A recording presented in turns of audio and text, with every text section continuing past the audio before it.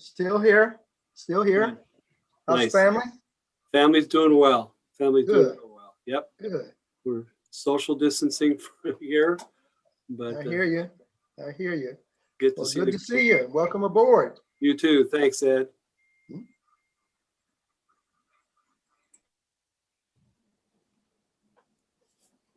So some of you folks who are part of the community-based organizations, I haven't had a chance to meet or interact with you. So I'm Greg Johnson, the program administrator. Just want to say welcome aboard. Appreciate you guys joining us. Ray, it looks like we're at the top of the hour. Are we ready to roll? Lisa, you're live on all the channels. I think, Katie, are you still bringing people into this space? I am. So I think we should wait for a second, if that's okay. Washington Trucking Association, Sherry, is that you? It is. I'm just about to change my my name. I just got access. Thank you. Great.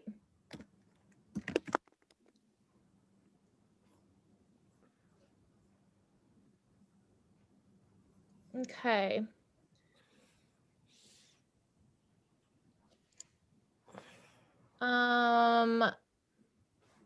Ray, are we able to ask folks to, oh, here we go. Good. I think there are a couple more that have two that maybe have identified themselves. Javier, is that you?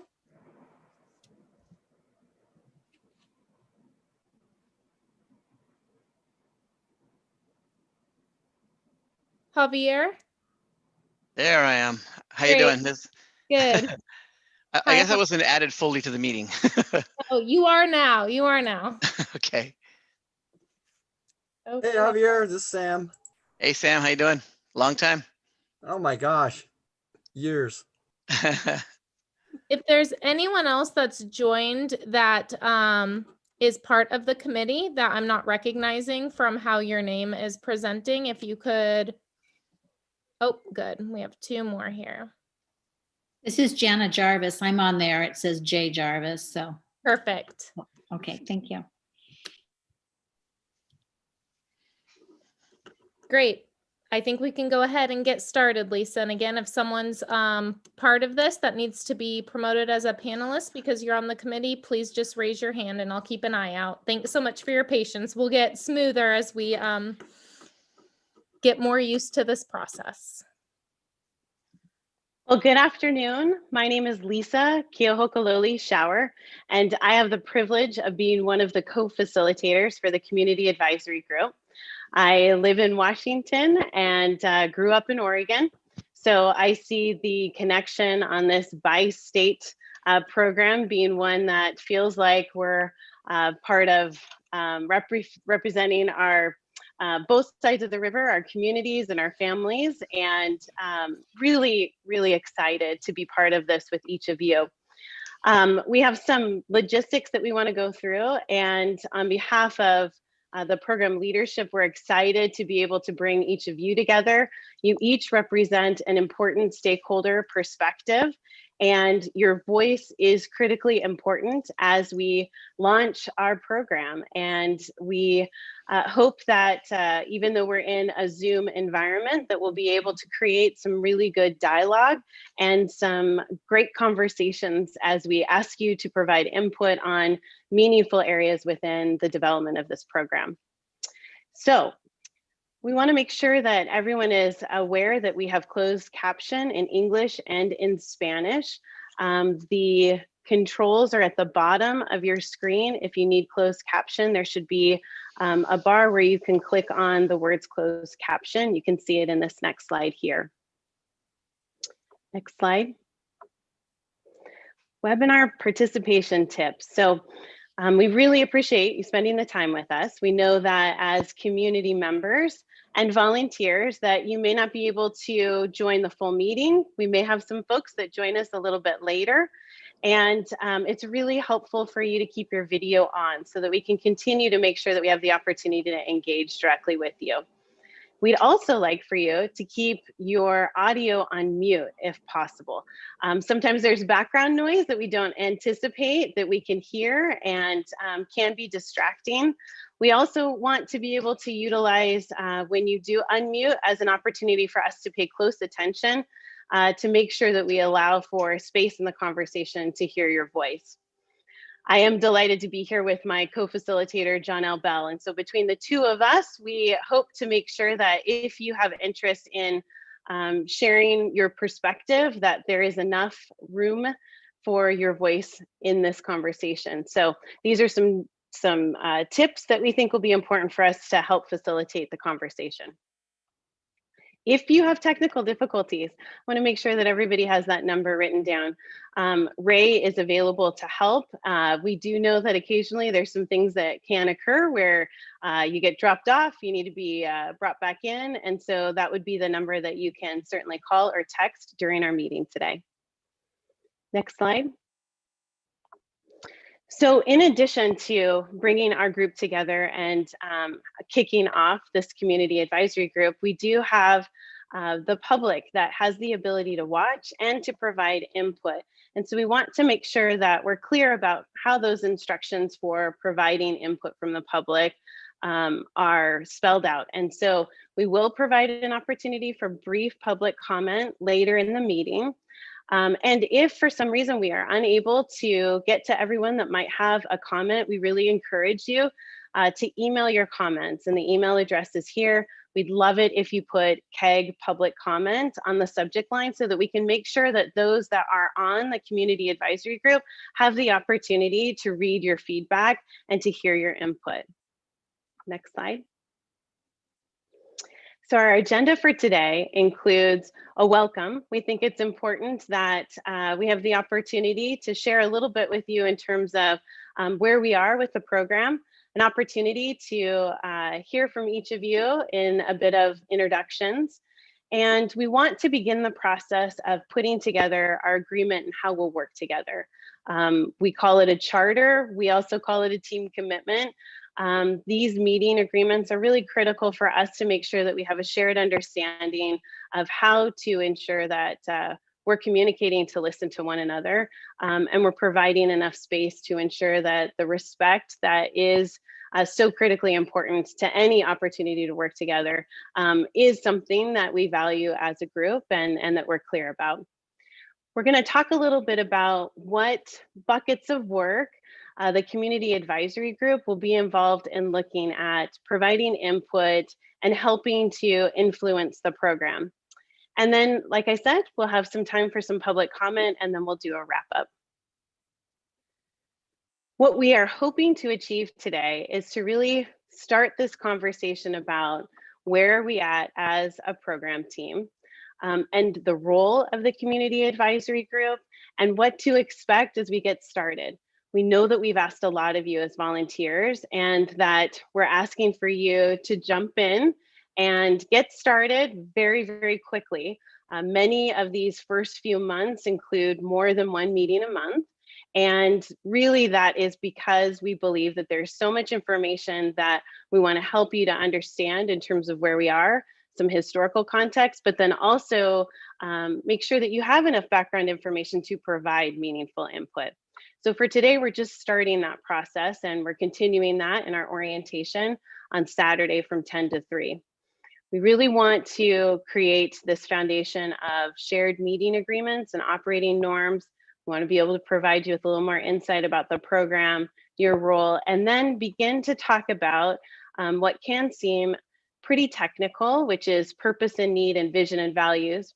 But really, we want to talk about what's the purpose of this program, what's the need for this program, and how as a community can we shape the vision and establish clear values for how we will replace this bridge. Next slide. I'm joined by our program leadership, which includes Greg Johnson.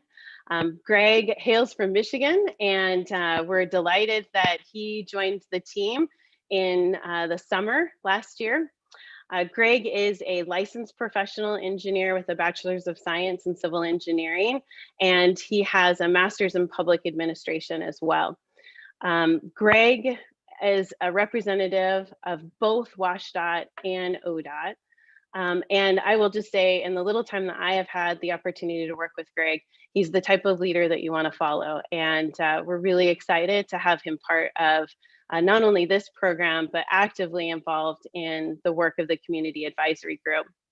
I want to introduce two other members of the leadership team. Lynn Valenter, she is representing the Washington side of the community perspective. She has deep roots in both Oregon and Washington, and she serves as the Vice Chancellor for Finance and Operations at Washington State University, Vancouver. She's the co-chair of the Community Advisory Group. Her fellow co-chair is Ed Washington, and Ed is the Director of Outreach and Community Engagement in the Global Diversity and Inclusion Division for Portland State University. Ed has roots in Portland. He has been a member of the Metro Board. He brings insight, particularly to this program and to this area, that is not only valuable, but really helps to center us as we move forward. So this is the leadership team that you'll have the opportunity to work with, and that are committed to seeing this program move forward. We've had all three participate in the at-large interviews. There were many, and they spent quite a bit of time ensuring that we were looking at our community and looking for a broad representation of all of our stakeholder interests being reflected within this community advisory group. So with that, I'd like to turn it over to Greg to just do a quick welcome, and then Lynn and Ed to perhaps just have some introductory remarks. Greg?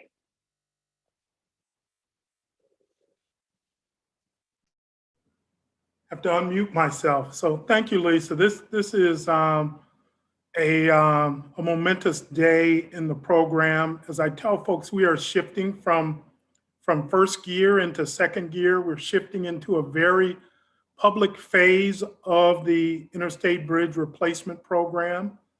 And I just want to thank all of you folks who have raised your hand to say you want to be a part of this, and hope both communities get to a consensus decision on what this replacement should look like.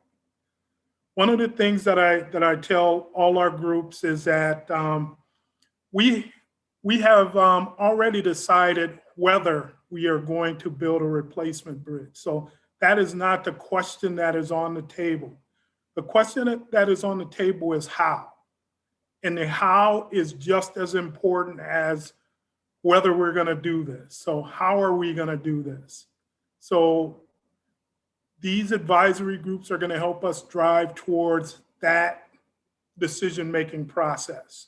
So once again, welcome and thank you so much. Lisa explained my background. This is my 38th year in doing this type of work. I've worked at the highest level of DOTs as well as in the private sector.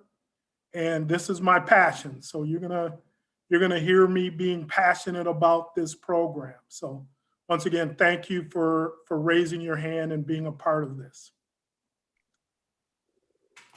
Ed, would you like to say anything?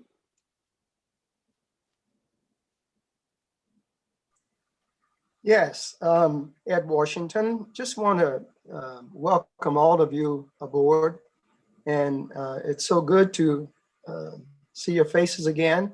A lot of you I chatted with when you were applying for the job, and we really need your help.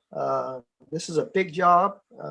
We cannot do it without the community's output. You're representing the community from both sides of the river. So I really look forward to working with all of you, and so happy to have you part of this project. Thank you. Lynn? Like to echo the thanks of my colleagues, and also say that this is a pretty great group. And so some people know each other, many of us don't. And one of the, I think, advantages of raising your hand in this type of work is that you really get to know other people in your community that you may not have crossed paths with. So I'm excited. I know some of you, but many of you I don't. And I'm excited for all of us to get to know each other and work toward our common goal, which is providing community input from all of our communities into this process. Great, thank you. I think I'm going to turn this on over to my friend and co-facilitator, Johnell Bell. Thank you, Lisa, and good afternoon, Community Advisory Group. We are so thrilled to be working with you. My name is Johnell Bell, and as Lisa indicated, I am the co-facilitator for the Community Advisory Group. And before I continue, Katie, I just want to make a note that we had a few CAG members still needing to be promoted, so wanted to make sure that they can get in. So now is an opportunity for all of us to learn about one another. And what I'm going to do is ask that you can briefly introduce yourselves, your name, why you were interested in participating on this committee. If you are with an organization, representing an organization, please let us know what that organization is. And if you're representing a particular interest area, let us know that as well. So once you introduce yourselves, the way in which this will work is if you can find someone on your screen who you're going to punt it to. And so, for example, if I'm introducing myself, then I'll say, and I call on Lisa. And so we'll continue to do that until we've all had a chance. And so with that, why don't someone go ahead and kick us off? All right, so I'll go. I'm Sam Kim. I'm a super commuter. I live in Washington and work in Oregon like so many of us. So my interest is making sure that us super commuters get there as quickly as we can and don't sit into traffic all day long like I do. Okay, I'm going to punt it to Javier Navarro, my friend. Hi there, my name is Javier Navarro, and I am a small business owner here on 4th Plain in Vancouver.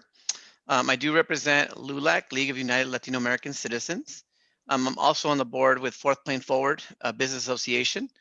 And so I kind of hope to just bring a diverse perspective. I've served on a few different boards in Vancouver and just kind of hope to help look at different ways we can get people across the bridge with we have to toll. I think it's a known, but how can we do it economically for all parties involved, as well as how do we have this project go through with timeliness? Because I think the biggest thing that I see a lot of the folks that in the Hispanic community is they don't want to be sitting around not being able to get to their jobs. And I think that's the biggest thing is if we can move people fast, that'll be the best of all worlds.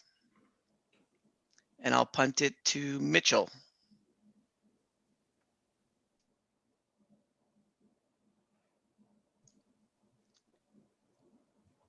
I'll punt it to Mitchell Kelly.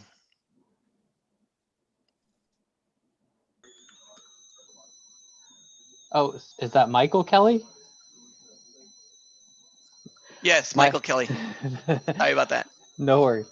My name is Michael Kelly. I am the Transportation Services Manager at the Human Services Council, and we provide transportation to primarily low-income clients or people with disabilities around Southwest Washington, but we also have quite a few trips primarily for medical appointments into the Portland metro area. And so our interest in this is with us sending a number of clients and vehicles across the bridge every day.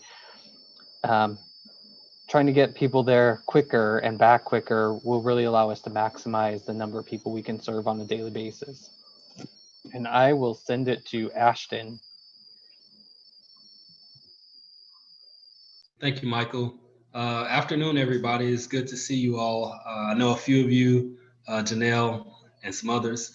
I am the executive director at Oregon Walks. I use he, him pronouns. And if you don't know what Oregon Walks is, we are a nonprofit community-based organization that promotes pedestrian safety and access in terms of walking and biking. What I want to bring to this project is a project that works for the entire region, for our entire transportation system, but also to think about what it looks like for pedestrians moving across that bridge in terms of biking and walking, because I think that that is going to be a very important piece to this project as well. And I will punt it off to Sherry. Good afternoon. Thank you. My name is Sherry Call. I'm Executive Vice President of the Washington Trucking Association. We're located here in Olympia. It's my understanding I might be the furthest away from the rest of this group. So obviously, as a trucking representative, we are representing, or I am representing, the community of freight. Resiliency, safety, those are some very big issues for us. This bridge happens to be one of the top bottlenecks in the nation, as identified by American Transportation Research Institute. So trucking productivity, really, we all have a stake in that, because your costs go up when trucking costs go up. So I'm here to represent trucking in Washington. Thank you. Oh, let me pass it off to Jana Jarvis. How did I know you were going to do that, Sherry? I'm Jana Jarvis. I'm president and CEO of the Oregon Trucking Association. So you have the trucking industry represented on both sides of the river here.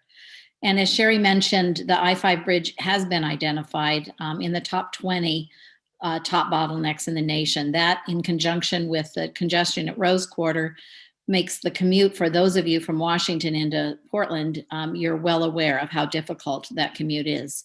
And when you take a look at it from the cost of transporting goods, the time spent and the emissions that come as a result of that, and all the subsequent issues that happen when you've got vehicles sitting for long periods of time, is something that's a big concern to us. And so we're actively engaged in all those issues. And you ought to recognize also that as a result of the pandemic, trucking has been pretty front and center, I would imagine, to most of you. Many of you are probably still working from home like I am, and we're getting everything delivered to our front doors. So trying to keep us operating and operating efficiently should be foremost. So thank you. And with that, I'll pass it off to Andrew at PBA.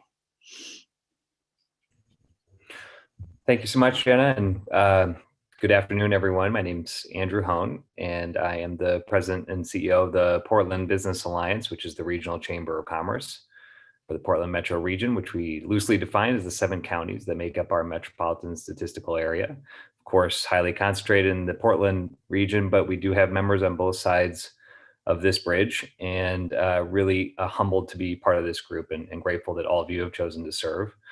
And the primary interest here, I think I would like to highlight, first off, everything that all the former introducers have said, agree strongly with, and then also add, in the midst of this really terrible health crisis, but also economic crisis, the opportunity to bring jobs to our region, to employ the folks that are in desperate need of that work, is front and center of my mind. And of course, to really use this as an opportunity to think about how to do this in an equitable fashion, to make sure that all the region's residents get to participate in a way and have their voices heard. So I'm grateful for that opportunity and looking forward to this job creating project. And I will pass it off to Bill Prowse over at OAMI. Good to see you, Bill. Thank you, Andrew. You too. I'm Bill Prowse with the Oregon Association of Minority Entrepreneurs. We are an association of about 700 and some members, depending upon the time frame, especially with the COVID going on right now. Our focus is to help small businesses, particularly MWES, BSDV businesses, grow and be successful. And of course, our interest is transportation, of how both construction companies get their equipment back and forth across the river, as well as for the economy, as well as for the trucking industry, for the economy, providing services and goods. I'll add one to that personally. As I get older and a little grayer on top, at least I have it to go gray, it's something to consider about senior citizens getting transportation across the bridge and across the rivers. A lot of things we do don't put seniors in that kind of a category. So we need to know when they get a little bit, when we get a little bit older, our eyesight starts to go a little bit, but got to make it easy for us to move across. So I'm glad to be here. And I'm going to pass it off to Tom Gentry. Well, hello, everyone. I am Tom Gentry. I'm unique here in that I live in a floating home on Hayden Island. So I see both sides. I walk that bridge, I ride my bike, I take public transportation, and I drive it. Plus, I can sit here and watch the traffic backed up for miles, especially when the bridge goes up.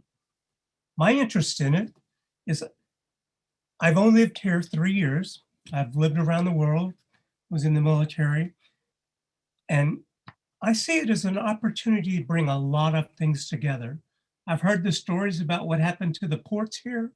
I watched the traffic and I listened to the diversity of communities, whether it be homeless or whatever here. And it just seems like to me, this one project has greater opportunity to affect our future than anything else. And that's why I asked to be a part of it. And I'm so glad I am. And thank you all for being here also. And with that, I would like to pass it off to Michael Martin Telleth. Good afternoon. Thank you. Appreciate it, Tom. It's great to meet everyone. Michael Martin Telleth. I am thrilled to be here. I am a member of a few different groups, a member of my local neighborhood association in the city of Vancouver, as well as the Neighborhood Traffic Safety Alliance. And also in the city of Vancouver, we work with city staff on a number of neighborhood traffic issues. Like Sam, I am also a super commuter. Appreciate that term. Been commuting from Vancouver to Portland for more than 25 years. So I certainly understand what it means to try and make your way around the Portland area. Love to see a successful project occur here. And one of the main reasons I joined, aside from those things, is there's just so much to learn. Already from Sherry and Jana, I had heard some stats that I'm already jotting notes down about, the impact area here that affects us all. So that learning process is something I'm looking forward to, gathering information and offering some input from a neighborhood perspective. So thank you very much. And I'm going to pass it off to Michaela Williams. Hi, everyone. My name is Michaela, and I am also a super commuter on my commute from Vancouver to Tigard, Oregon, every day for work. And for me, I guess I'm kind of on the end of, I just graduated from college and I went to school out in Washington, D.C. And I moved back home to the Pacific Northwest because I love where I live. And I love living in Vancouver and all of the opportunities that I have while living here. And I just I think it's so crazy that my, great grandfather used to live in North Portland and commute across the Interstate Bridge every single day to the Bonneville Power Administration where he worked. And now I commute every day from Vancouver to Tigard, and we're crossing the exact same bridge over 100 years later. And obviously traffic impacts are something that are very important to me as I am someone who does commute. So I think that that's really where my stakeholdership comes from. And I also just have a really diverse understanding of transportation, just because I've lived all over the world and just had the opportunity to take different forms of transportation. And so I really just want to be able to bring that opinion and that outlook to this group. And then I will go ahead and pass it off to Robin Richardson.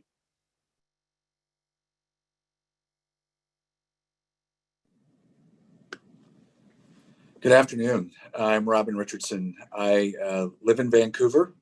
I work in downtown Portland. I bike commute every day, including yesterday during our winter event, which was an interesting event going across that bridge. The river looked like an ocean and it felt like a massive windstorm. But I see it very differently every day. It's every so often as a member of a community or a region, there's a project of such importance and such magnitude that you have to raise your hand, as Greg said. And I felt that this was one of those moments in time. So I raised my hand, and I'm honored to have been selected and to participate in this group. This is a huge project. We have employees that live in Southwest Washington, commute to downtown. We have employees that live in North Portland. We have friends and family that go both ways every single day. Has a huge impact on the growth of both sides of the river, on the commerce of both sides of the river. And it's one of those issues that I'm honored to be part of. So thank you very much.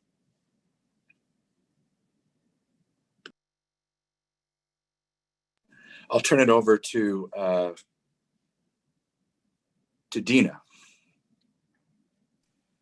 Hi, I'm Dina Horton. I'm the Government Relations Director for Pacific Northwest Waterways Association. And we represent a pretty wide variety of river navigation, multimodal freight interests in Washington, Oregon, and Idaho. When folks think about the I-5 corridor, they tend to think about the bridge, over the river, but tend to not necessarily recognize that it has a lot of connections to traffic that's flowing under the river, as well as on the rails nearby. So, many of our members rely on the I-5 corridor, as well as the Columbia River and the railroad to keep their products moving. And we're interested in supporting a modernized bridge that takes those interests into account, as well as being a conduit, because we represent so many diverse interests up and down for 3 states. We can help provide information from this group and be able to broadcast it out to folks, as well as be able to poll our members to get a lot of meaningful input to be able to provide back to this group. So really interested in being a collaborative partner and making sure that this modernized bridge meets the needs of the region. Thank you. And I will turn it over to my good friend, Bill Ayal. Well, thanks, Dina. My name is Bill Ayal. I'm a former chairman of the Cowlitz Indian Tribe, 13 years in an elected position. I recently retired in August. The COVID was just a little bit too much. I've got some health conditions. I didn't want to be fully exposed in all of the activity I had to do, so I stepped back. I actually live in Gig Harbor, so I'm a little farther away than I think most. It gives me great experience though with a toll bridge. I watched that bridge being built. I'm a licensed professional engineer. I've got about, over 50 years of experience. Major projects, oversaw the bridge program for Tacoma. I also did some major projects for Tacoma Public Utilities. Got my license in 1977. 10 years before that, I was working as a intern on Interstate 5 as we built the freeway through Nisqually. So that's I've got a lot of experience in major construction, bridges and such. Licensed, but also certified bridge inspector. I've been over this bridge, and there's some scary things, scary stories I can share with you. Through my time as the chairman, I shared that story with the governors of both states. I shared that with Dina's former boss, Maria, and Patty as well, our 2 senators, our congressman. I've pushed this project for probably ever since it went under the previous time. The tribe diligently sat with the entire team going through the previous project to protect our cultural resources, our natural resources, and most importantly, this is our homeland. So on behalf of the Cowlitz tribe, I would welcome everybody to the homelands of the Cowlitz tribe. And so I think it's important to recognize the original people here. We need to ensure our members have ready access to their jobs, just like anybody else, but also their natural and cultural resources. One of the major accomplishments that I have is I led the development of A in Clark County. So I'm sure many of you are familiar with that. And it's been a huge success for the Cowlitz tribe and put us on the map. Basically, when I became chairman in 2008, we had 60 employees. And currently, we now have 400 government employees and 1,500 employees at A. So we're a major economic driver in the county. We do a lot of work, though, in health and human services. We do work for victims of domestic violence in the community in Portland and Washington for Native men and women both. And so we've been growing very rapidly. I also serve on the Regional Transportation Council in Clark County.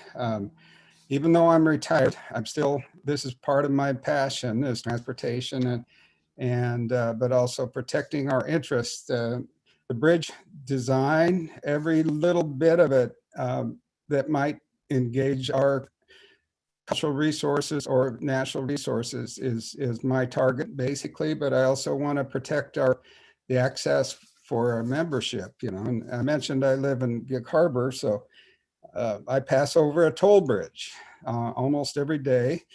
I have 3 children on my account and my fiance. So I have 5 on one account. So I'm very familiar with how that system works and how that impacts the community as well. So I know that we need to be cognizant of that. I've had that conversation with the governors. I've had that conversation with Ann Rivers. Hey, Bill, sorry to interrupt, but we're getting short on time, and I think we probably ought to go to the next person if you want to call on someone else. Sure. I apologize for taking your time on this. Again, we did serve on the UDAG on the prior bridge. So let's see, I'll pass it off to, is it Tom Hickey? Have you had a chance, Tom? I have not. Thank you very much, Bill. I'm here first and foremost to challenge Tom Gentry as being unique. I too live in a floating home on the Columbia Channel south of Hayden Island. I'm on the mainland side in the neighborhood of Bridgeton and can look out my window and see the South Bridge daily.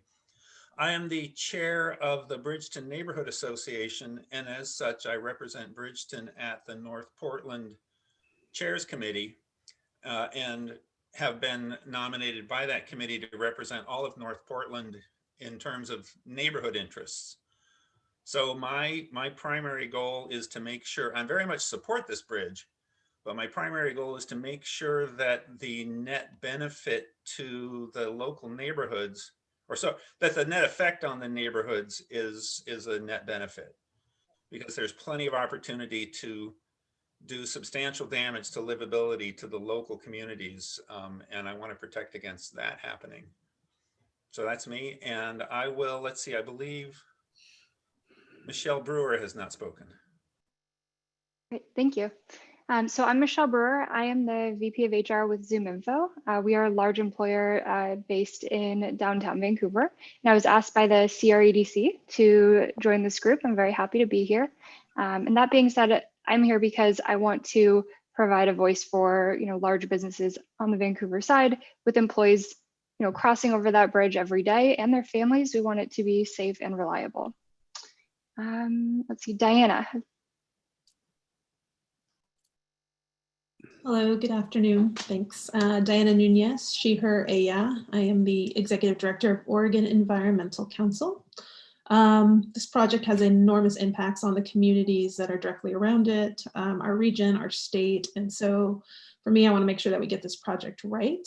Transportation is responsible for 40% of Oregon's greenhouse gas emissions. And if we want to move people and goods across this bridge in a safe and equitable way, I want to make sure that we're thinking about sustainability and not doing it while with using more fossil fuels. So I'm here to help be part of this conversation and to make sure that we're thinking collaboratively on how to meet some of these goals, and there's some benefits there. So cleaner air, faster travel times, safer, and again, access, opportunity, and benefits for the communities who are moving through the bridge. So I'm here to lend my voice to that. Thank you so much. Let's see, is it Jeffrey Temple? Yeah, thanks, Diana, and good afternoon, or I guess we're getting close to evening for everybody. Great to be with you and great to hear all of your perspectives and comments. So I'm the Director of Corporate Affairs for Fred Meyer, and we have our office in Portland as well as a number of divisional hubs and a huge amount of stores in the area. So we've got people commuting from just about everywhere to everywhere in the community. And we also have, on the logistics side, we have the dairy plant, we have a distribution center hub, a warehouse, and a bakery plant. So we've got trucks that really rely on getting goods and foods as part of the critical infrastructure across that bridge, going both directions. So we've got, from a functional standpoint, we've got an interest in just about every level. I'll just say in closing, though, that on a personal level, I'm a native of the Northwest, and I've lived most of my life here. And so I also have a personal interest in the form of the bridge. And so, I want more than just an eyesore, because we need functionality. I want to make sure that we have something that represents our community, and something that we can be proud of as well. So with that, I will pass it off to, I think it's Martha Wiley. Yes, hi, Martha Wiley, and I am retired, but I do almost all of my traveling by transit, C-Tran, TriMet, paratransit, and that is my interest on this bridge, to make sure that transit riders are represented and that we continue to improve the coordination between the transit agencies on both sides of the river, because frankly, they could use some assistance with that regard. Otherwise, I've lived in a lot of different places around the world and in the US, and lots of other places do transit better, I would say, differently, certainly. And that's my focus for this. I don't know who else to call on. Is someone could maybe raise your hand and let me know? I don't know. I'm sorry. I can't. Sure. Why don't we call on Marcus, and then after that we'll go to Robert. Okay. Good afternoon, everybody. My name is Marcus Mundy. I'm the Executive Director of the Coalition of Communities of Color, and we are a 19-member culturally specific, based mainly in Portland, but we serve people on both sides of the river and throughout the state of Oregon. We have 19 culturally specific organizations spanning all sorts of people of color. And I'm interested in this project for a whole host of reasons. We have a very active environmental justice program here, so I'm very much worried about the environmental impact, the pollution, and making sure that the bridge, accommodates those needs. I really care about economic development, both for businesses of color and the people that are of color seeking jobs. I want everybody to be working, but our focus is on people of color. And like Michaela, I went to school in Washington, D.C., which made me think of President Biden's agenda, which today or yesterday was a big equity day. I want everything about this project to weave in equity, both in the thinking, the timing, the strategy, the jobs, the contracting, every piece of it. And then the aftermath, once the bridge is built, that we reflect those values of both Washington and Oregon, and understand the people that live here, both for people of color and the tribes. We serve all of those groups. My last reason, I guess, is just selfish. I have a daughter that lives in Washington, and that's where I go. I have to cross that bridge when I go to visit her. So I want it to be efficient, effective, and not always jammed up. So I will pass it to Katie. Am I saying that right? Katie with the last name that I cannot pronounce. Hey, Marcus, I'm gonna interrupt you. I think Johnell called on me. Oh, yeah, we got Robert next, and Katie Dye is staff to the committee. So go ahead, Robert. Very good. Sorry, Robert. And I think my counterpart in Washington, Aaron, was after me. So just want to follow the sequence there. But thanks, Marcus. And I agree with everything you said. And I want to help hopefully achieve some of those goals with, our voice at the table. And I'm here. My name is Robert Camarillo. I'm the Executive Secretary of the Oregon State Building and Construction Trades Council. We're a statewide organization that represents 32 affiliates throughout the state of Oregon. So we have members, tens of thousands of members throughout the state, who some do commute from Southwest Washington into Oregon for work, or either they live here or there. But we want to ensure that labor has a voice at the table, specifically the skilled trades. We want to help ensure that this project is built safely, on time and on budget, and is helping create careers for some of those disadvantaged individuals that we're all, thinking about. There's a lot of folks out there who we want to make sure that they know there's a pathway into the trades, and there's some good jobs that come out of this project. And, we've been following this project for several years now. I've been in leadership in the skilled trades now for over 15 years. And I can tell you, we've been monitoring this project since then. We've been in a number of conversations. So we're hopeful that this time around, we'll get this thing moving and get it built. And so that's our voice at the table, is here to give labor, make sure they don't get forgotten, and we move forward with the project. So thank you. Awesome. Good evening, everybody. I'm Erin Frazier, and I think that Robert covered everything for us, but I am the Assistant Executive Secretary for the Washington State Building and Construction Trades, and I am sitting in for Mark Riker, who I believe just joined us. So I'm going to jump over to him. Thanks, Aaron. Good afternoon, everybody. Mark Riker, Executive Secretary, Washington State Building Construction Trades Council. And I agree with Aaron. Robert said it well. We would like to make sure that this is a good stepping stone to middle-class family wage careers for folks, and have opportunity for local residents to participate in this bridge. It's been a huge priority for the construction workers in Washington and Oregon for a long time. It's about time we collaborate and get it done. Looking forward to the work. Thank you. And we'll go to next, Irina, and then Kevin. Hi, everybody. I'm honored to serve on this committee, and I represent the voice of Eastern European Coalition. So basically immigrants, not refugees, but immigrants to come to the area of Washington and Oregon. And when I was looking at the demographic statistics, so many drivers have Slavic heritage. We have so many people who are truck drivers. So I will have kind of like connection with the truck associations. And also so many people use as the bridge to commute. They live in Washington because it's cheaper and the property taxes are lower, but they work in Oregon and commute across the bridge. So they create the traffic in the morning when they're coming to Portland, and then in the evening when then they're leaving Portland. I personally live close to Rose Quarter in Northeast Portland, and I'm interested in how the project is going to congest the I-5 when it's going to happen.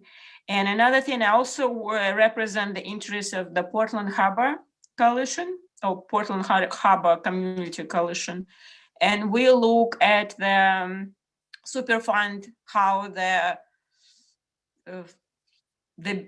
kind of like where the Willamette gets into Columbia, how this area, the first 10 miles are getting cleaned from an old historical pollution. So I kind of want to check that the new construction of this Columbia Bridge is not going to add to existing pollution, and kind of like if something like that happens, we'll take care of it without postponing till 20 or 30 years later. So these are basically my interests. Great. And who's next on the board? We'll have Kevin next. Kevin. Good afternoon. Thank you. Kevin Perkey, I'm CEO for Workforce Southwest Washington. Just want to say I'm humbled to be a part of such a passionate group of community leaders here and to be a part of this group. So I'm here as the Workforce Development Board leader for Southwest Washington, but also as part of a larger regional collaborative, the Columbia Willamette Workforce Collaborative, which is my counterparts in Portland and in Clackamas County as a 3 workforce board organization that looks at driving large investment across our region workforce issues. I've heard workforce issues come up. Critical for us, obviously, is transportation as a workforce issue, and I'm anxious to dig in. And I just want to say I second or third or fourth the notion that as we look at our recovery, we're keen on making sure this is an equitable recovery across our region, and we as workforce boards are looking for ways that we can see that investment. So thank you for letting me be here, and I'm anxious to participate. Great. Did we get everyone? Just doing a check. If we have passed you, please unmute and indicate. I think I think that's everyone. So thank you so much for doing that exercise. It's so important for us to really get to know one another. We are going to be spending a fair amount of time together as we embark on this process. And my goodness, what a powerhouse of a group. So with that, I am going to turn it over to Greg Johnson to orient us into the program. Greg?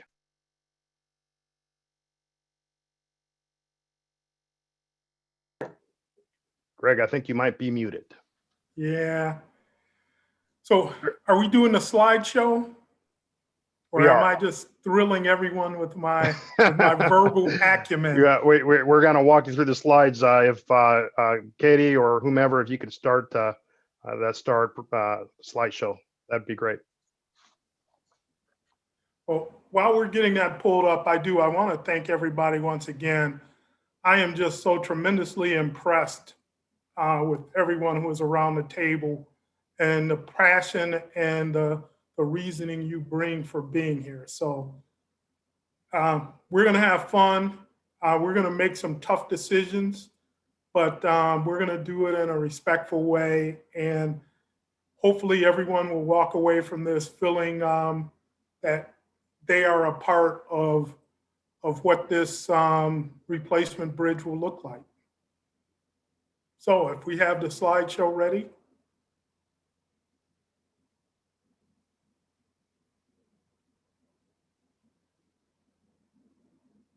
It's up for me. I may have to tap dance a little more. I see it. Oh, you see it? Yeah, there it is. Can you see it now, Greg? Oh, I know why my screen was expanded. So let's talk about why we are here. This shows the area around the Interstate Bridge and the communities that it connects, and some of the regional treasures that surround this area. And once again, not being native to this area, I just find the history here from the native peoples who lived here to the Vanport flood to all of the things that make us a community are just fascinating. So this is the area that we're going to be impacting. Currently, we are looking at a 5-mile stretch that includes, I believe, 7 interchanges within that 5 miles that are right now looking at as potentially being a part of this program. Next slide. So what you see here is pavement that has been damaged due to an earthquake. And for those of you who are native to this area and familiar with the geography, there's a geological feature off the coast of Washington and Oregon called the Cascadia subduction. And it's where 2 tectonic plates meet. And as you know, every so often those plates build up enough pressure to move. And when it moves, it causes an earthquake. So the last earthquake from the Cascadia subduction was over 200 some odd years ago. And it is projected that it is overdue for another movement. So what happens in an earthquake to our infrastructure? This is just an indication of a roadway. But bridges that are not earthquake resilient have a tendency to not perform well when an earthquake hits. And we'll talk about the pilings for the oldest of the bridges. It's timber piling put in sandy soil.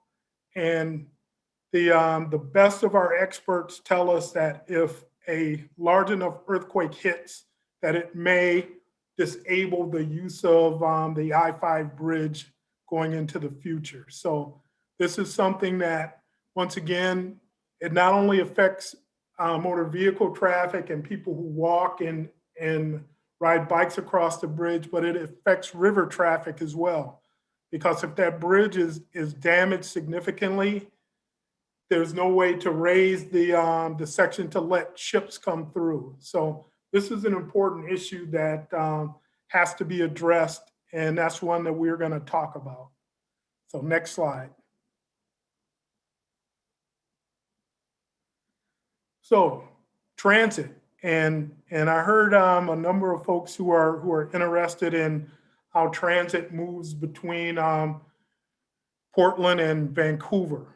So this is just showing one of the buses that C-Tran operates across the bridge every day. This is not high capacity transit. This is getting folks express bus service to downtown Portland. And this is transit, but this is not high capacity transit. So one of the questions that you guys are going to help us wrestle with is, as we are investing this amount in a new bridge, should transit, high capacity transit, modernized transit be a part of it? And if so, what should it look like? What mode should it be? Should it be light rail? Should it be light or bus rapid transit? So this is one of the areas of dispute that folks are passionate about on both sides of this issue. So next slide. So this is just a look at the traffic. And as you can see, the shoulders on this bridge are substandard. So if you have an accident, you're basically taking 1/3 of the capacity of the bridge because there is no shoulder to move that accident off to the side. So those type of crashes cause secondary and tertiary crashes behind them.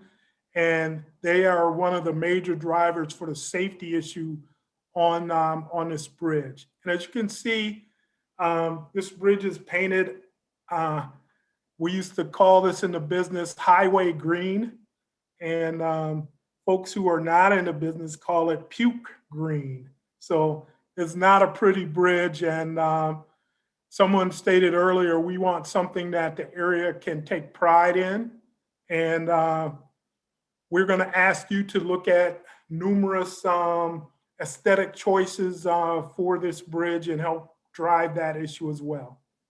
Next slide. So you see a bike rider riding on a 4-foot path. And as someone who has ridden bikes all my life, and I've commuted by bike and all of those things, I refuse to ride my bike across this bridge. As I was standing on the bridge, we were walking and looking at different elements. A bike rider was coming, so I had to skinny myself up and slide between the structural members to let the bicyclist go by unimpeded. This is not how modern non-motorized transportation should look.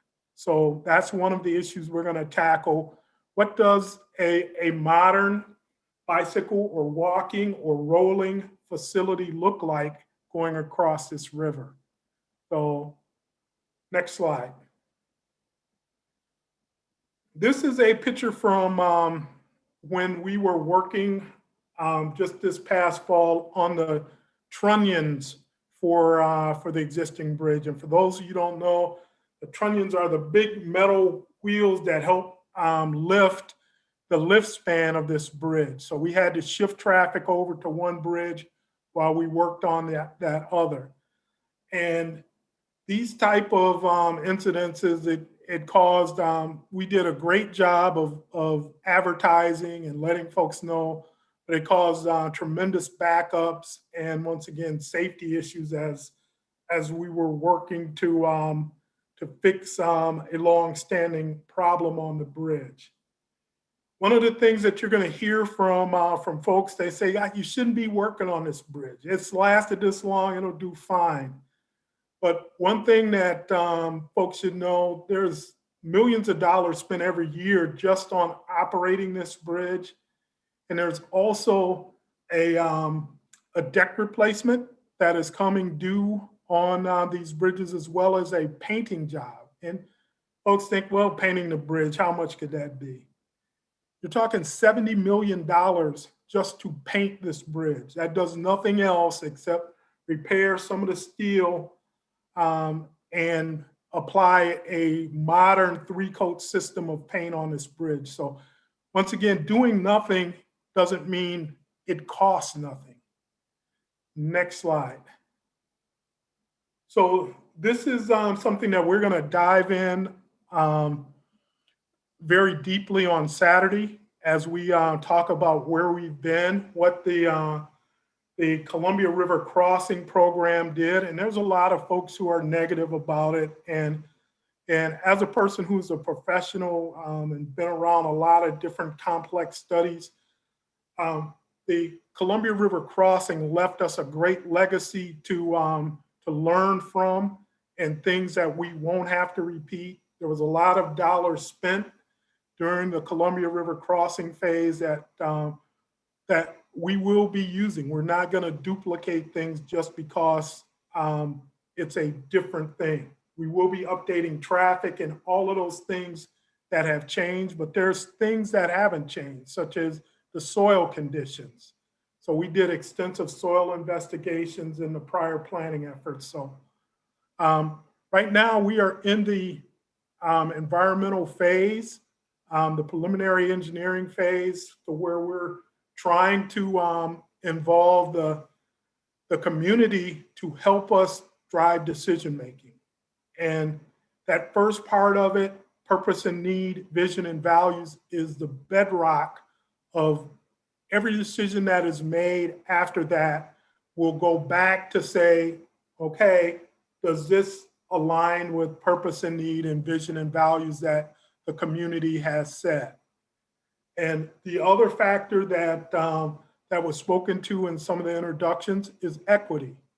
And so one of your sister agencies, and we'll talk about it, or sister group, is the Equity Advisory Group that we created as part of this. So this is important work that's going to be done, and we are hoping in 2 years to have the environmental process wrapped up and sent off to Washington, D.C. for federal approval. And then we would start into design and construction in 2025. And that sounds like a long ways off, but it gives some of the workforce folks and some of the labor members time to get their membership ready to tackle and work on this program. So we have to start those efforts early and get apprenticeship and pre-apprenticeship programs in place. So it's going to be the 4 years from now until that first shovel of dirt is thrown. It's going to go quickly. So next, this is where we are. We are convening the community advisory group. This is the first meeting. You guys will meet on Saturday, and we're going to be intense in the first couple of months because we need to get to a purpose and need to assure that we have our guiding North Star and our vision and values for this program. So we're hoping that by the end of May, we will have that finalized and approved by the bi-state legislative team that's helping oversee and guide this program. So we finalized the framework and we've convened the Equity Advisory Group. We have more comprehensive community engagement activities. Later in February, you're going to see it's going to be a 2-week open house. We are forced by COVID to do some innovative ways to reach out into the community.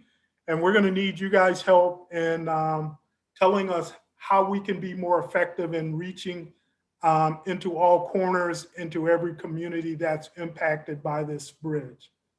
So once again, your first challenge as a group is going to be the updating of purpose and need.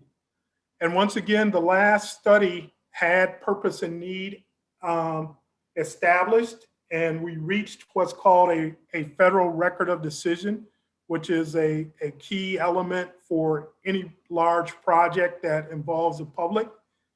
So we have to make sure that we deal with those issues, and we have to make sure that any changes that has occurred between then and now, we deal with and make sure that they are reflected in purpose and need. And once again, we'll be establishing the vision and values. Purpose and need is baseline of what transportation related issue are we trying to solve. Once we get into vision and values, that speaks to what do the communities see themselves, how do they see themselves, and how do they want to see themselves reflected in this investment of a replacement bridge. And as we get the purpose and need, we're going to start identifying the range of alternatives to analyze. So some very key things that's going to happen this year. So these are the 3 advisory groups. Far to the right, you see the community advisory group, and I'll read the purpose. It provides input and feedback reflective of the community's needs, issues, and concerns to influence program outcomes. So that's going to be what you are charged to do, to give your viewpoint from whatever chair you sit in the community, or as part of a larger community, to give us that feedback to help drive decisions. The Equity Advisory Group I've spoken a little bit about, but they are the group that every decision made, whether it's a decision on how we reach out to the community, they're going to be looking at it, is that being done in an equitable way? All the decisions that are made are going to be looked at through that lens of equity. Is it being fair to historically underrepresented communities? So if we could go back real quick, I know I'm taking a little more time, but so the last group is the Executive Steering Group, and that is the partner agencies, such as the Port of Vancouver and the Port of Portland. That's ODOT and WSDOT. That's City of Portland, City of Vancouver. It's the metropolitan planning organizations, Metro and RTC, and the 2 transit agencies. They're going to help us and guide us along this trip from their point of view. Next slide. So this is the decision-making framework that we're going to use for the program. So as you can see, these arrows lead up to the program administrator and our team. So as you come to consensus decisions, those decisions then come up to myself and our team, and there's a connection to the executive steering group. So we have to compare those with our federal partners, our permitting agencies, to make sure they meet all of those guidelines. And then we take it up to the bi-state legislative committee for that final oversight and sign off. So this is going to be an iterative process where we're going to be taking things back and forth in a circular motion to make sure every voice is heard and things are moving on with consensus. Next slide. So this is the executive steering group that I spoke of, and here's the membership. So your representatives on the executive steering group will be the community advisory group co-chairs, Ed Washington and Lynn Valenter. So things that are discussed here, that arrow that pointed over to the executive steering group, Lynn and Ed will be carrying the views that you folks have come to agreement on and taking that to the executive steering group. Next slide. Great. Thank you for that, Greg. And we are now going to have a conversation about meeting agreements. Next slide, please. And just a note, we'll have more time to sit with this material at our next meeting. But want to spend some time kind of going through how we will interact with one another over these next 2 years. As Greg indicated, the work that all of you have signed up for is very important, and we want to make sure that we're tapping into all of your perspectives and expertise. So I'll go through each of. Johnell, I think we have a question from Bill. He has his hand raised. Yeah, sorry, just a quick question. I don't see Multnomah County or Clark County represented on that leadership council. Is there a reason for that? Because those are pretty big players in the area. So I can speak to that issue. We were, the areas that are directly impacted are the city of Portland and the city of Vancouver. And they do sit within counties, but they are the direct impact, and they have sovereign concerns. So we will be reaching out and updating all of the surrounding counties to make sure that their voice is heard in this program and in the process. So they are not being neglected, but these are the groups that have direct interest. Well, I just asked that because Multnomah County runs the bridges in Portland. So I was thinking, why wouldn't they be involved? So this bridge is a DOT-owned structure, and that's why the DOTs are taking the lead and moving it forward. But we will be coordinating with any entity that has a concern or a viewpoint on this. I've spoke to numerous groups of mayors who are outside of Vancouver and Portland, and we have plans on talking to the county executives and their boards as we move forward. Great. So we'll go through each of these real briefly. And again, as I indicated, we'll have more time on this at our first meeting. We want you to consider this because this is essentially sort of our operating norms, the rules for the road, if you will, how we'll interact with each other as a collective, as well as how we'll show up individually as part of this group. Next slide, please. The first it looks like, sorry, it looks like Bill has his hand raised. If we could just hold that question, Bill, we'll come back to you. Let us get through this, and then we'll circle back with Q&A. So the first is to put relationships first, working to build community and trust with an awareness of power dynamics, listen to understand, not reply, and to be inclusive, making sure that we are being inclusive of the varied perspectives around the table. The next is to keep focused on our common goal. As Greg indicated, our common goal is to build a new bridge. And the questions become how we go about doing that and how we ensure that the whole community is reflected in that process. We care really deeply about all of you and what you bring to the table, especially those who are directly impacted by racism. Our project, the IBR, is leading this effort through the lens of equity. And so you'll hear a lot about this at our orientation this weekend. But centering equity in the IBR program includes emphasizing our processes to create equitable outcomes. So equity is both the process by which we interact with the community, as well as the outcomes that we want to see. We engage the community by elevating voices of historically marginalized communities. And we'll learn more about some of that history again on Saturday. Next slide. For us to notice the power dynamics in the room, and that's true for the virtual room as well. For us to be aware of how we use our own privilege from taking up too much emotional and airtime space or disengaging. It's real easy if we disagree to just perhaps shut off our camera and just disengage. What we ask of you is, if you are feeling a level of discomfort, to lean into that discomfort and let us wrestle with some of those challenges together.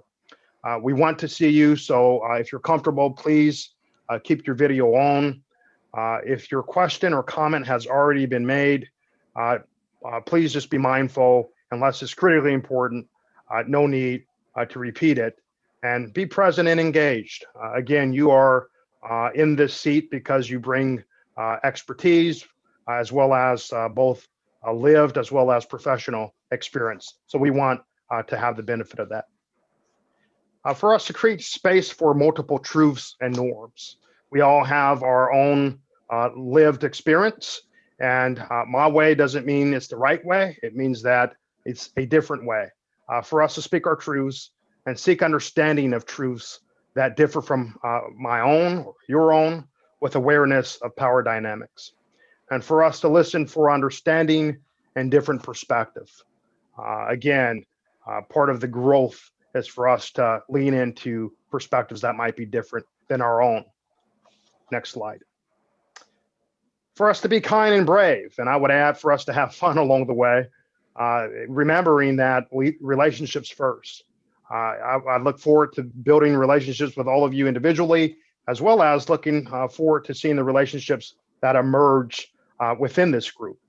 For us to work to be explicit with our language about race, class, gender, immigration, etc. We realize that we are in a moment in history where these topics are thought about more than it has before. This project certainly needs to lean into that as well, as we consider equity, as we consider how the project shows up in communities of concern.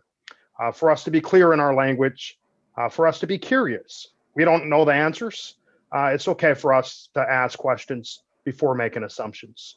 We don't know what we don't know, and part of our growth is to create a safe space so we can ask questions and be vulnerable with one another. For us to practice examining racially biased systems and processes, individual actions are important, and systems are what are left after all the people in this room leave. It's important for us to know that ultimately the product that we create will not just be a bridge. It will be whether or not we've interacted holistically, our whole community, whether or not we've created intentional opportunities to engage our community. And so the bridge is one of the outcomes, but also the way in which we go about our work is an outcome as well. Process for mega transportation programs have existed for a long time, particularly in this region. And our equity advisory group, as Greg indicated earlier, will be focused on processes and outcomes specific to this, but want to just alert us all that though we will have an equity advisory group that will be rolling up their sleeves more deeply, it's all of our job to make sure that equity is part of our overall conversation. So it's all of your job too. Just a few more. Next slide. Look for learning. Show what you're learning, not what you already know. Avoid playing devil's advocate. The devil has enough advocates. And this goes back to really speaking our own truth, really adopting a growth mindset, seeking data to inform our decision making, and for us, again, to lean into things that we may not understand, but may, in fact, be true. So keeping an open mind. The next slide. And so now is the time, Katie, you're going to, I think, populate real quickly brainstorming. And so we want to open this up to the floor.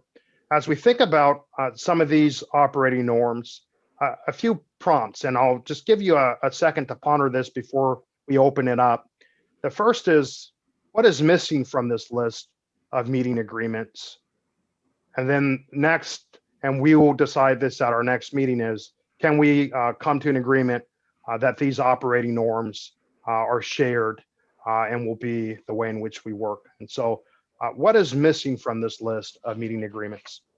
So Katie, if you can pull up the live whiteboard feature. What I will ask is if you have a comment to just use your raised hand feature, and then I will call on you. And if you don't know how to do the raised hand feature, it is right below your screen.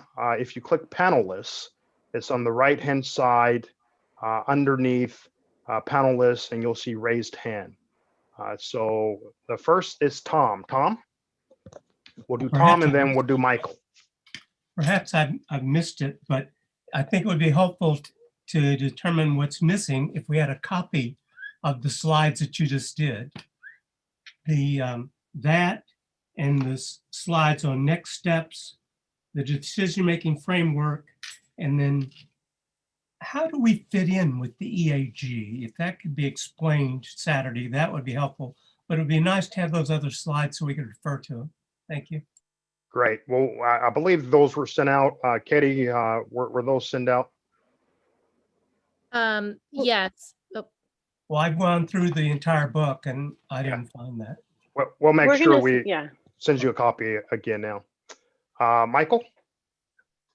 Yeah, briefly, maybe that's what Tom was referring to. I was just curious about when necessary, when we get to that point and we're making decisions about what to recommend, how will decisions be made? I was just curious about that, looking for that. I really didn't see, a method for doing that. Thank you. Yes, that's an excellent question. At our orientation on Saturday, we will roll up our sleeves on our decision-making process. As Greg indicated, all of our committees will follow a consensus model, and we'll have more information with respect to how this committee will be making those decisions. But the question on the table now is, as it relates to our operating norms, what's missing, or any other thoughts folks have in terms of operating norms? We want to make sure that this is something that we all collectively agree to, because again, this is how we'll interact as a group. Dina? Just to be accountable for the things that you commit to. Like if I commit to polling our members and providing input back to the group by a certain date, that I actually follow through and do that. So each of us holding ourselves accountable to the commitments that we make. That's an excellent one. Bill?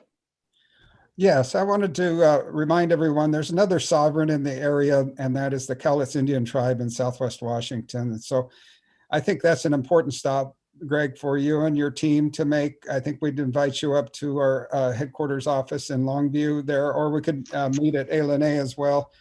There's a lot of perspective there that'll really contribute to the overall betterment of the project, ensure safety of the historic and cultural resources, the natural resources.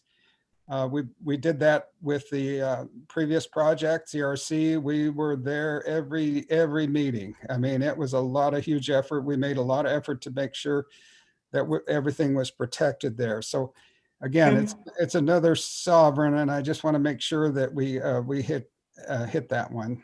So one of the things we recognize and respect the government-to-government relationships between the tribe and the governmental agencies. So this community advisory group is not a part of the government-to-government consultation process.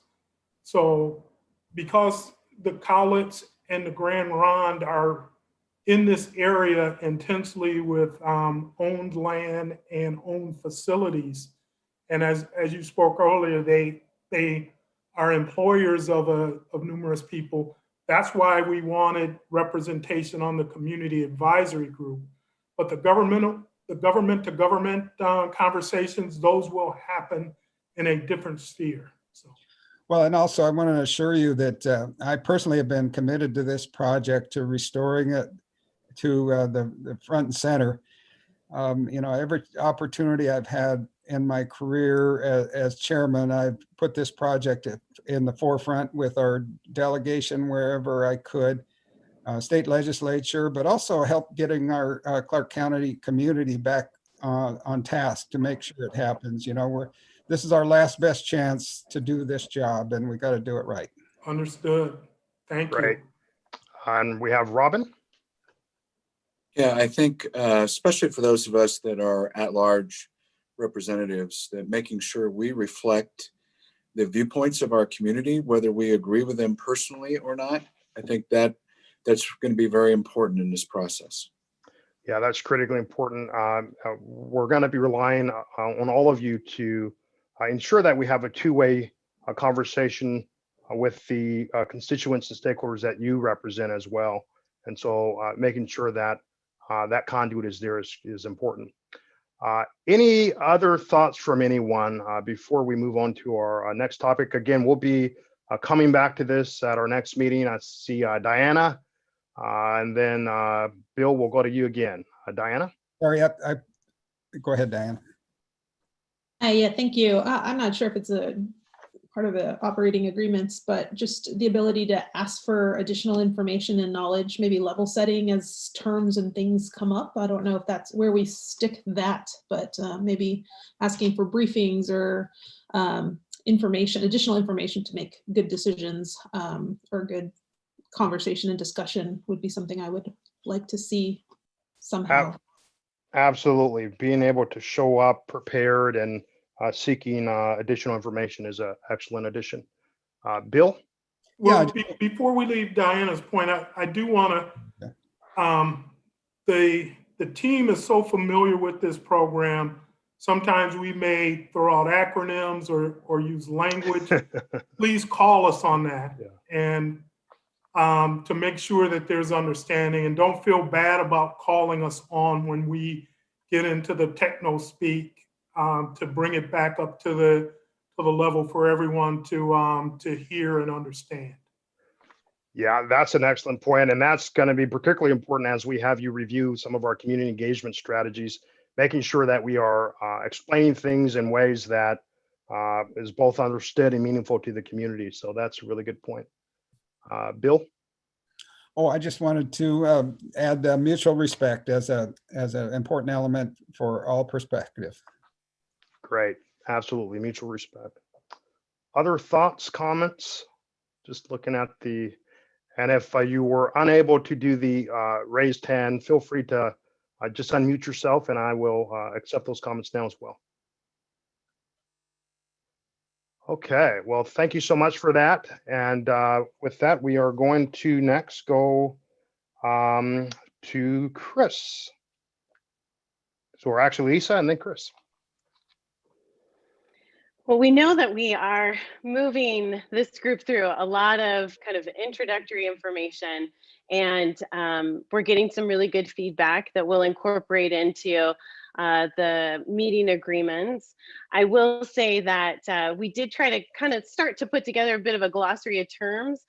Diana, I think that's a really good point, and it was already 9 pages long. So some of you have probably started to see some of that material that's come in. It's a work in progress, but please make sure that as we're trying to continue to have that clear shared language, that we're asking good questions. And it's a nice pivot into our next presenter, who is Chris Regan, and he is the IBR Program Environmental Manager. One of the best speakers to be able to take something relatively technical and be able to communicate kind of where we're at and what we need from this group to be able to move forward. So with that, I'd like to introduce Chris and have him walk through the areas of work that the Community Advisory Group will be focused on, especially in this first 6 months, but within 2021. Chris? Lisa, thank you so much. Thank you, Community Advisory Group. Really appreciate hearing all the perspective, the great discourse you've had back and forth. Thank you, Lisa, for the incredibly high bar that you've just given me next to some of our conversations. I am a technocrat. If I do sound too technical, stop me, just like Greg was saying. So thank you very much. My part of this discussion is just the beginning. You're going to hear more of this on Saturday. We're going to dive a little bit deeper. We're going to have the same conversation with the Equity Advisory Group. We're just really dipping our toes into this. I'm here to talk about the initial buckets of work for the Community Advisory Group. We're going to talk about our program overview, key milestones we're looking for, talk about the importance of the role of community engagement and your role in that. And then, as Greg talked about a little bit earlier, talk about how do we get to alternatives that we will be investigating for the bridge replacement project. And the foundation of understanding what those alternatives might be starts with defining the purpose and need of the program, what's our problem statement, and the community vision and values. How are we going to screen alternatives to ensure that any option that we have moving forward through the process holds true what the community values and helps get to those need statements that we're talking about. So next slide, thank you. So as Greg talked about earlier, to understand where we're going, oftentimes we have to look back to where we've been. And we are in a very unique place right now. We have 10 years of a prior planning effort on how to cross the Columbia River. A number of you were part of that. Great hearing Bill, you talk about you being there the whole time. The prior planning effort that we did went through an environmental process, which was capsulated in an environmental impact statement. That environmental impact statement documented how we got through a purpose and needs statement, looked at vision and values, developed options, reviewed environmental impacts of those options, and then accepted public comment on those. That document, as Greg said, ended with a record of decision. That record of decision was published in federal law as the decision for how we were going to move forward, minimize impacts, and develop a major infrastructure project. Quite a bit of time has transpired between when we put that on the shelf and where we are now. And over the last 1.5 to 2 years, we've been actively talking in our state DOTs with the governor, with the legislature, about how do we start this up? What do we look at? How do we define progress and make sure that we drive this project to success? Your involvement is part of that. And you're right in the middle right now of, as Greg said, the environmental and planning phase. This is where we're going to get the foundational look. We're going to start looking at how we develop alternatives so that we can carry those forward in design and hopefully get to construction in 2025. Next slide, please.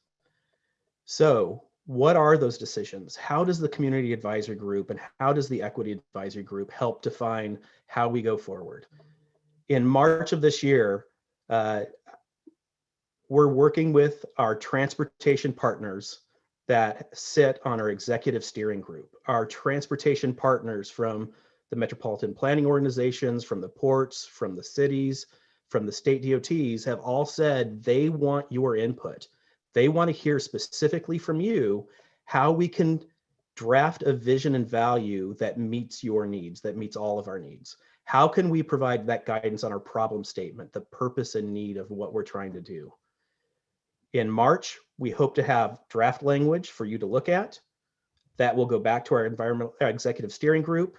It will come back so you can review the changes that were made, how your input was considered. You can review the final vision and values and purpose and need in May.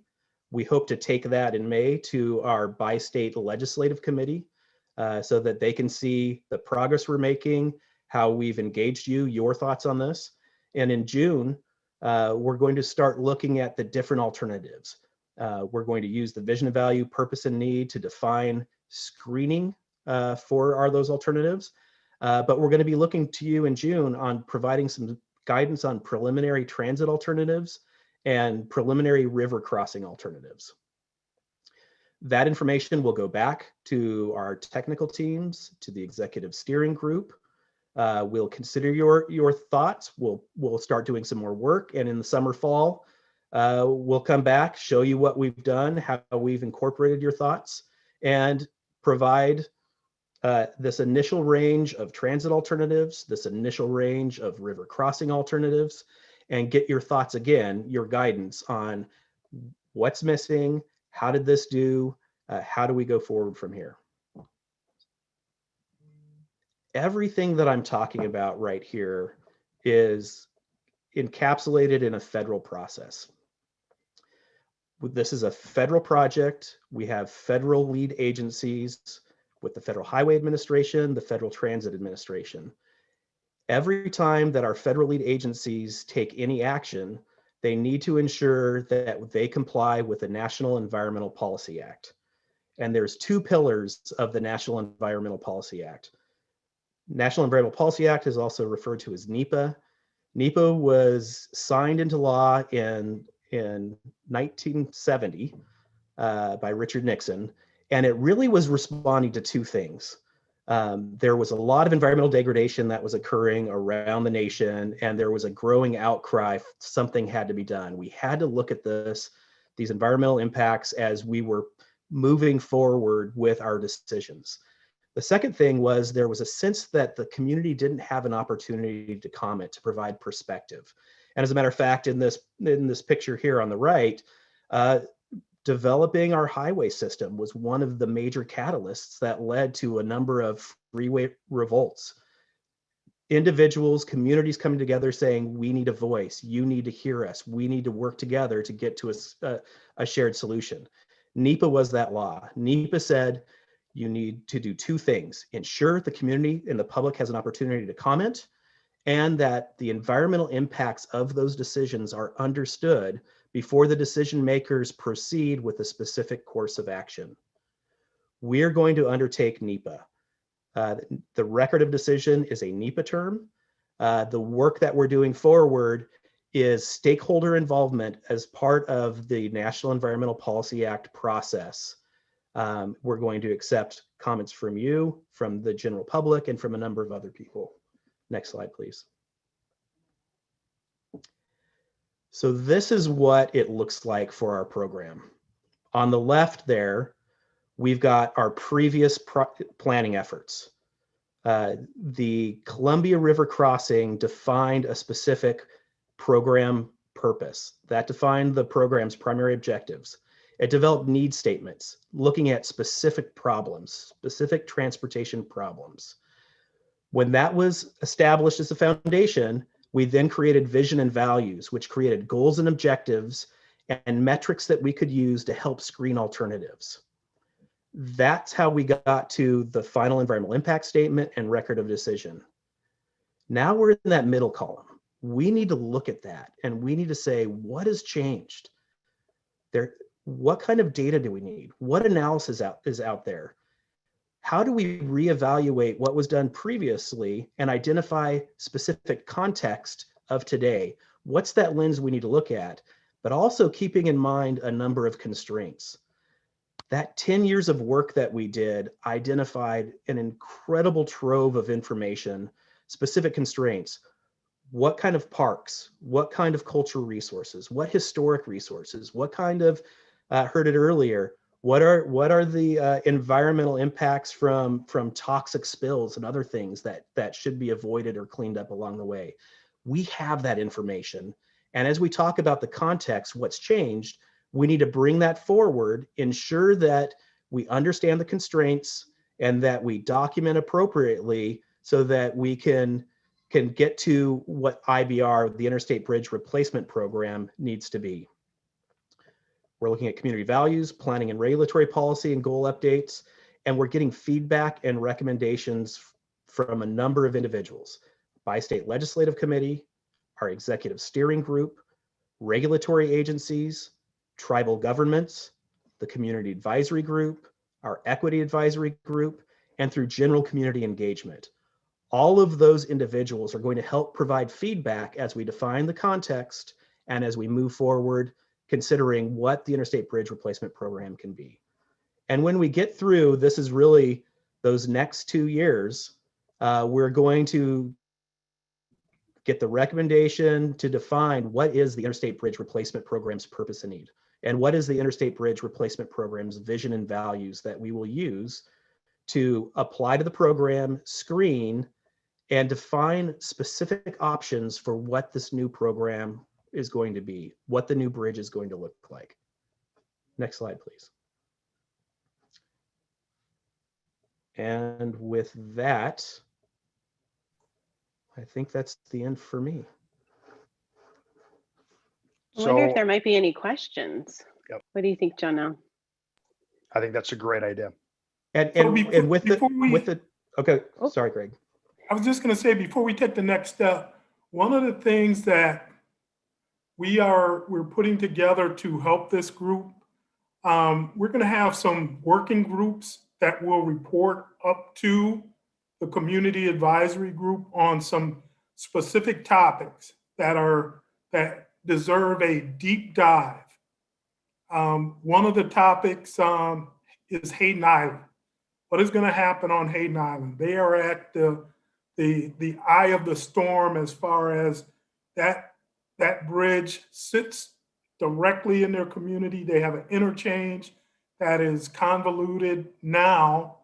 So we will have working groups that will look at specific issues related to this program. Some of you will put on a second hat and sit on those working groups. So just to let you know that those things will be occurring probably starting sometime this spring. So we threw a lot of information out at you in a very short amount of time. So I just want to pause for a moment and take any questions, comments, thoughts. Of course, we'll have more time with this material, but let's feel free to use the raised hand feature and we'll call on you for any thoughts or comments you might have.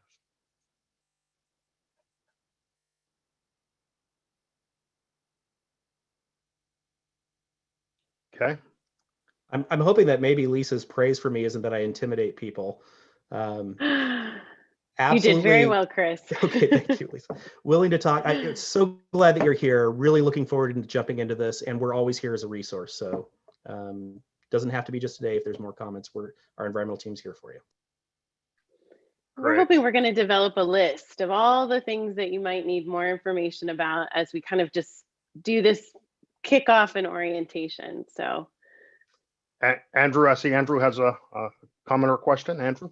Yeah, thank you. Just a general curiosity that there's great representation here on this board and on the other panels as well.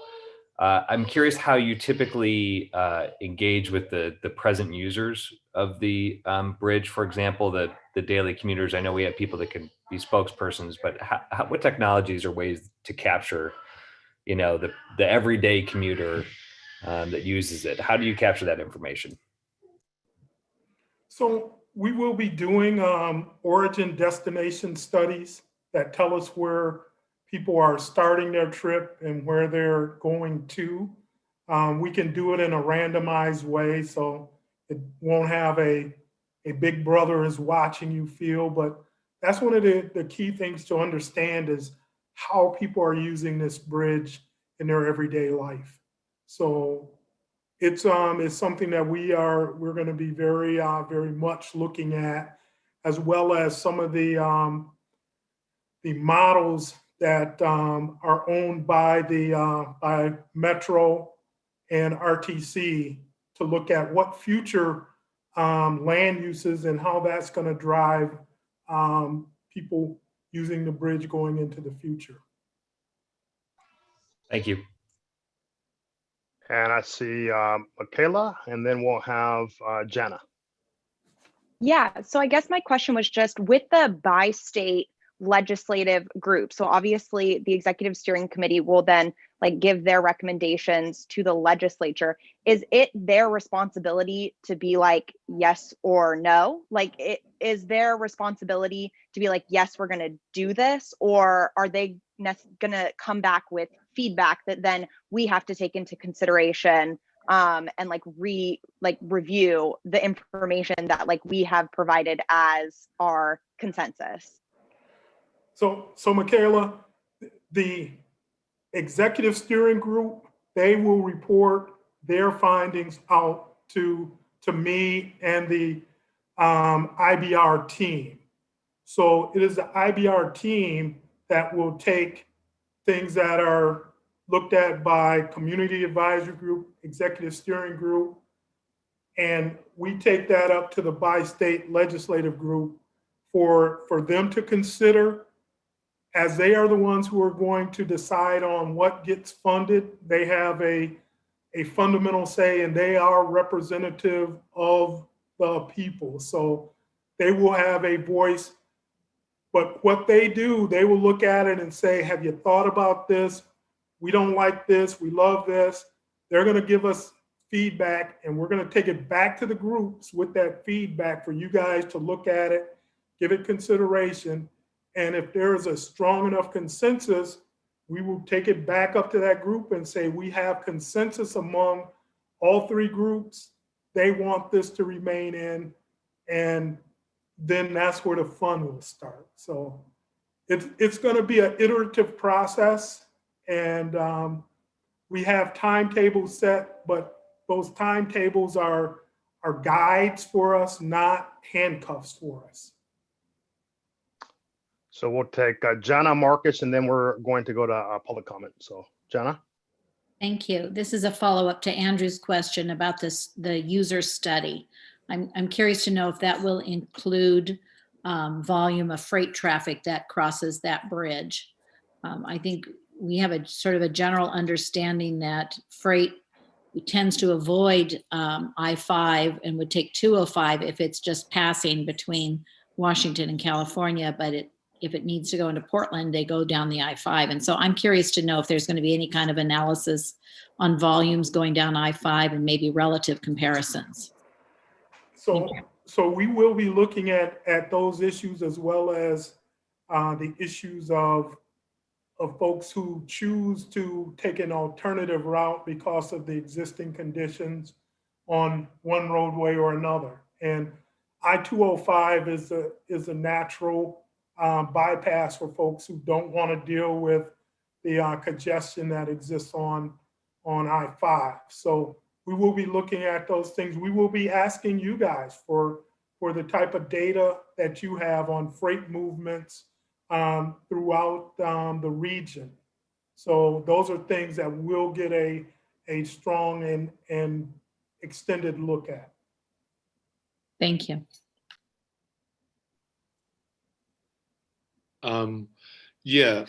I just had a brief comment. I had heard Greg's comments and about the timelines being flexible and no handcuffs based on what we need to do. And I just wanted to uplift the fact that the community engagement piece, I've seen those pieces be done perfunctorily or too quickly, which ultimately gives kind of short shrift to the equity piece that we keep on talking about so far, which I'm glad to hear. But I don't want that to get lost in the shuffle because we're trying to hit a deadline and the community engagement piece is just some little side piece headed towards a predetermined goal. So I just wanted to just continue to remind us of that, and that community engagement piece, when you really talk to all the players, it really matters. Whoever that cadre of players are that you name.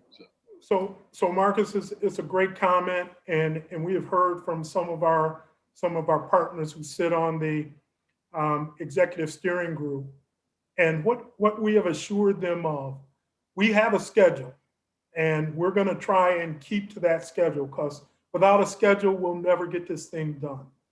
But we are not, if we're having substantive conversation and it is productive, we're going to keep having those conversations until we reach that consensus.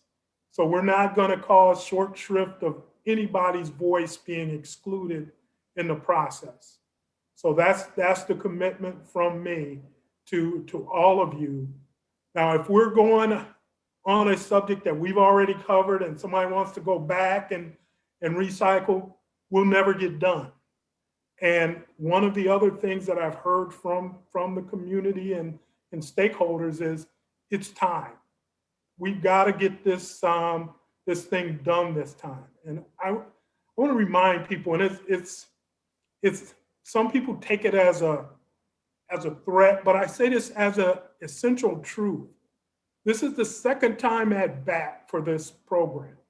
Right? The first time folks walked away, didn't get done. We're at the second time. And in my career, I can tell you a number of programs or projects that have had that second time at bat. I've talked to a number of folks, and I've strained my memory. Projects that have had a third time at bat are almost non-existent. So this is something that we need to get done. We need to do it in a way that is fair to everybody, that everybody's voice is heard. But it needs to get done this time. So the commitment is there from all the entities. And my commitment is that we're not going to rush through something just for the sake of time. Right. So we're going to go to Tom real quickly and then Martha, and then we want to be respectful of our public and receive public comment. So we'll go to Tom and then Martha real quickly. So Tom? Is the current bridge being removed, repurposed, or replaced? So we've looked at it, and the operational cost and the maintenance cost of keeping the existing bridge and making a different connection would be overwhelming to anything. So right now, the plans would be to remove the existing bridge. Martha? Yeah, I didn't see anything about contacting or including our federal legislators, federal senators and federal representatives. Well, how will they be involved? Because this is being processed as a federal project, and I would expect that their agreement would be important. So Martha, that's a great question. We have a governmental affairs team that has a strategy for how we reach out to both local, statewide, and that congressional and U.S. senatorial level. So we do have plans to bring them up to speed. We've had some early involvement from Congresswoman Jamie Herrera Butler in a very positive way. So we look forward to engaging and involving that level of government, because they may be the ones who find additional dollars to help fund this thing. So yeah, they are an important link in this program. Great. And if we can get the public comment slides up, I'll review the instructions for public comment. Next slide, please. Just to go through the instructions, if you have joined by Zoom and you would like to make a public comment, please use the raised hand feature. We will call on you as best as we can in order. If you have joined by phone, press *9 to raise your hand. I'll call on you and you'll receive an unmute request. Please accept it. Please provide your name and affiliation. We'll get to as many people as we can, and we ask that you keep it to 1 minute. I will be timing you, and it would be best for you to cut yourself off as opposed to having me do it. So please stay to 1 minute. If we run out of time and you have not had a chance to speak, you can still provide comments after the meeting. Next slide, please. You can also send to us a written comment. Fill out the comment for the program website or email your comments to info@interstatebridge.org, info@interstatebridge.org with CAG public comment and the subject line. You may also call 360-859-0494 on the Washington side, or 503-897-9218 on the Oregon side, or you may also call our toll-free number at 1-888-503-6735. If you can just state CAG public comment in your message, all comments received after the meeting will be distributed to the CAG members prior to their next meeting. So with that, if we can please inform me who we have for public comment. We have Karen Gibson. Okay. Karen, can you hear me? Karen? Karen needs to unmute herself. Karen, if you could please unmute. Okay. Hello, can you hear me now? I can hear you. Karen, I'm going to begin your minute now. Okay. Hi, my name is Karen Gibson, and I am just somebody who lives in the community. And I just wanted to follow up on Greg Johnson's comments regarding both the earthquake and the second time of moving forward. I lived in San Francisco from 1989 to 2017. I lived through the Bay Bridge earthquake, the failure of the bridge, which you can see in my picture there.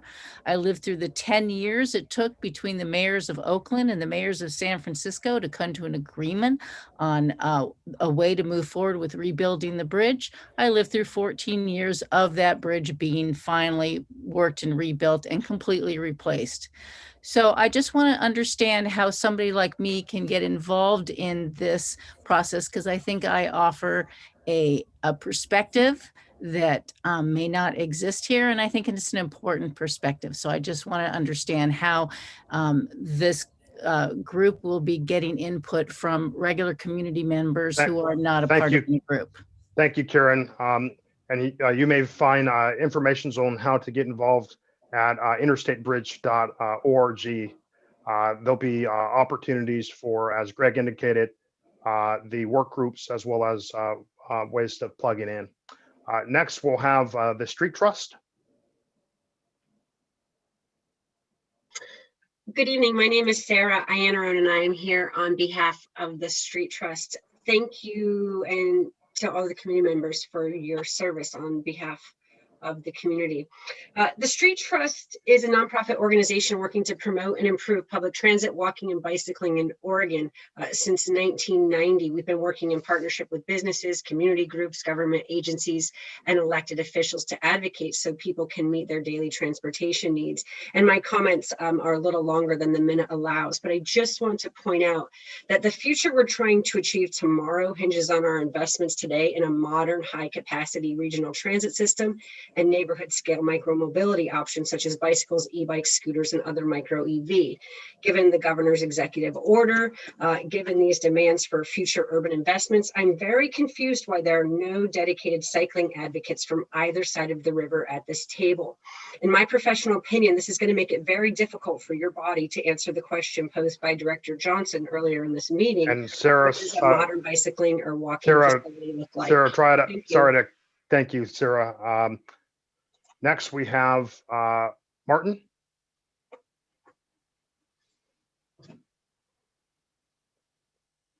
Martin? Yes, my name is Martin Slapikas. I'm the acting chair of the Hayden Island Neighborhood Network called. Martin, I think you muted yourself. We lost volume there, Martin. Yes. Okay. Sorry. I'm gonna start you over. So you. if you could begin now. Okay, thank you. I'll keep my hand off the keyboard. Martin Slapikas, acting chair of the Hayden Island Neighborhood Network. High Noon is the acronym. I'd like to address a question or a piece of information to Tom Hickey and Tom Gentry, both representing our area of the project. Get in touch with me. It's slapikasm@gmail.com. And the question I have is, has Vancouver supported a light rail to them recently? Thank you. Thank you, Martin. And next we have John.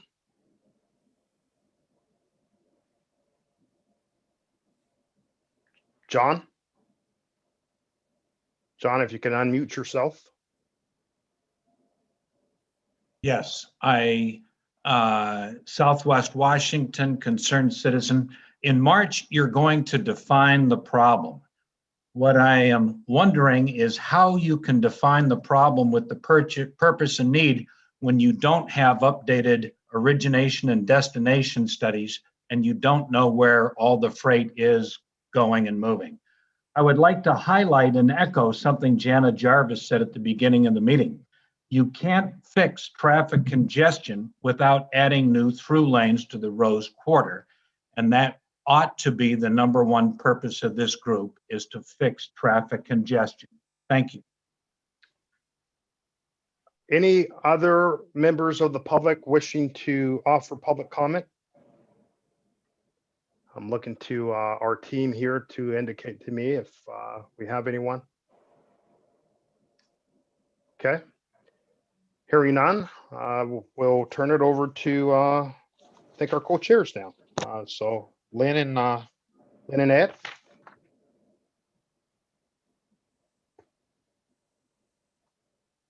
Ed, I think you were going to close us out. Thank you. I'd like to thank everybody that took time today and come and share all of your ideas and your thoughts about the bridge and all of the neighborhood information that you've shared. So as you can see, we have a big job ahead of us and we're going to need your help. I just want to say thank you again and again and again. Look forward to working with all of you, and we will see all of you on Saturday. Great. Thank you all. Have a great night. Thanks, everyone. Thanks, everybody. Thank you. Bye.